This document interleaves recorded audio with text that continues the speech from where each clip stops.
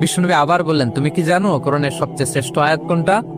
এবার উবাই ভাবলেন, এবার আমি উত্তরটা দিয়েই দেই। তিনি বললেন, আয়াতুল কুরসি, আল্লাহু লা ইলাহা ইল্লা হুয়াল হাইয়ুল কাইয়ুম, এটা শ্রেষ্ঠ আয়াত। বিষ্ণুনবী খুশি হয়ে উবাই ইবনে কাবের বুকে একটা চাপড় মারলেন, এরকম আদরের চাপড় দিয়ে বললেন, লিয়াহনিকাল ইলমু ইয়া আবুল মুনজির, হে আবুল মুনজির, জ্ঞান এবং প্রজ্ঞা তোমার জন্য মোবারক হোক, তুমি ঠিক বলেছো। সুবহানাল্লাহ পড়ে। তাহলে এই প্রথম ইনফরমেশনটা আজকে জানলাম। কোরআনের সর্বশ্রেষ্ঠ আয়াতের নাম, সবাই বলবেন একসাথে, কোরআনের সর্বশ্রেষ্ঠ আয়াতের নাম কোন সূরায়? আয়াত নাম্বার 255। এত আয়াত থাকতে এই আয়াতটা কেন সর্বশ্রেষ্ঠ হলো রে ভাই? এর কারণ এই আয়াতের ভেতরে আল্লাহ তাআলা তার নিজের পরিচয় তুলে ধরেছেন। এই আয়াতের ভেতরে আল্লাহ তাআলা তাওহীদের পরিচয় দিয়েছেন, একত্ববাদ, তিনি যে একক। আমাদের রব কয়জন? নাকি দুইজন, তিনজন? কয়জন?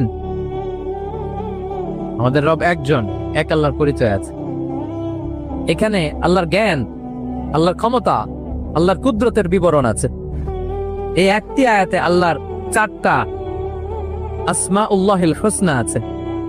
আল্লাহর 4টা সুন্দর সুন্দর নাম, আল হাই, আল কাইয়ুম, সবশেষে আছে আল আলী, আল আযীম। মোট কয়টা?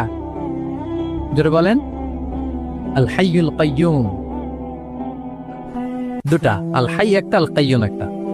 ওয়ালা ইয়াউদুহু হিফযুহুমা ওয়া হুয়াল আলিয়ুল, একটা আল আলী আর একটা আযীম। তাহলে মোট আল্লাহর কয়টা নাম আছে এখানে? এজন্য এই আয়াতটা কোরআনের সবচাইতে শ্রেষ্ঠতম আয়াত, আয়াতুল কুরসি। এটা আপনারা পড়বেন।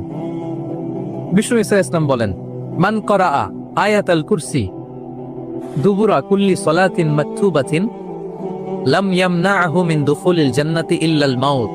প্রত্যেক ফরজ সালাতের পরে যে ব্যক্তি আয়াতুল কুরসি পড়ে, তার জান্নাতে যাওয়ার ক্ষেত্রে আর কোনো বাধা থাকে না।